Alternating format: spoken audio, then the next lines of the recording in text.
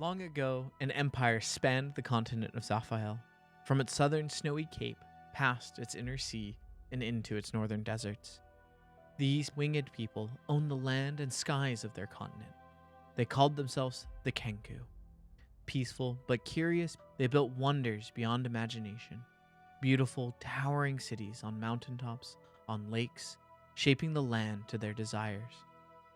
Then, it was all lost. The skies were taken from them, their knowledge stripped from them, and their empire shattered. They became incapable of innovation, minds muddled and memories torn away.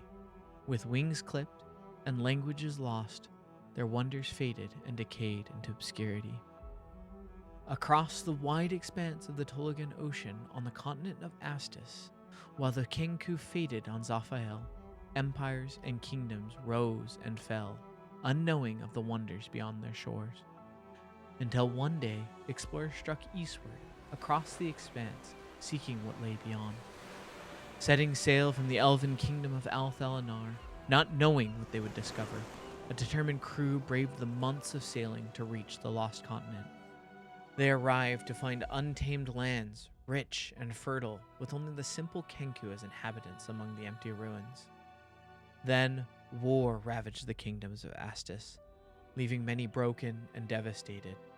A new surge of colonists sought to sail eastward across the Tolagan Ocean, leaving behind their war-torn homes and forge themselves a new life in the fertile lands of Xa'Fael.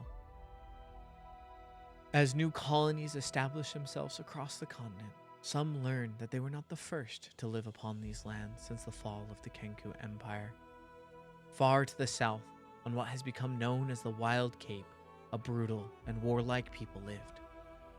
They descended quickly from the southern mountains and into the colonies being built, slaughtering many and capturing more.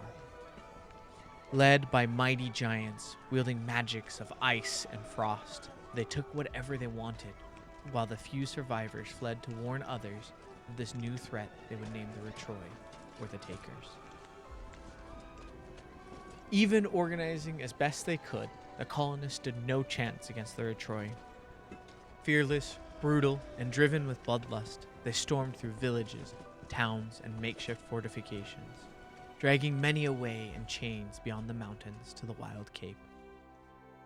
Desperate and nearly hopeless, the colonists were saved by a small fleet of 6 ships arriving from Astis, an expedition of paladins, having been guided by their gods to new lands, arrived just at the height of the people's desperation. Eager to help, they began what later became known as the Taker Crusades. The colonists rallied together behind the paladins and pushed the Retroi back into the Wild Cape. In the aftermath, they built themselves a kingdom along the southwestern coast of Xa'Fael, the Holy Kingdom of Calendril.